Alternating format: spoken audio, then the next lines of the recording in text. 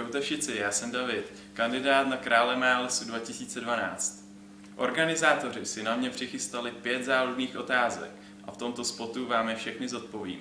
První z nich byla, za jak dlouho vypiju pivo brčkem. Na to mám jednoduchou a rychlou odpověď.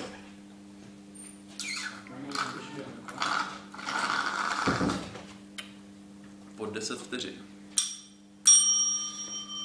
Druhá otázka byla, co si myslím o pěstování rajčat v severovýchodní Čenteji. K tomu bych chtěl říct, že si myslím, že rajčata nemají v severovýchodní Čenteji žádnou budoucnost. Za to tam mají budoucnost prasata. Třetí otázkou bylo, proč si myslím, že mají krávy 4 nohy. K tomu bych chtěl říci, že většinu krav, co znám, mají pouze 2 nohy.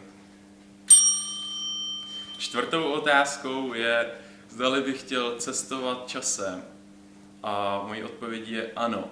A pokud se mi to někdy povede, pokud se mi podaří sestrojit stroj času, tak bych se chtěl zmotnit právě tady a právě za 5 vteřin. Tak z toho nic nebude. Poslední otázkou bylo, jaká je nejhezčí holka, kterou jsem kdy potkal a nejspíš i potkám. A k tomu bych chtěl říct, že je to moje půvabná asistentka. Jak se jmenuješ? Markétka. Markétka. To je ode mě vše, přátelé, a těším se na vás na Málesu.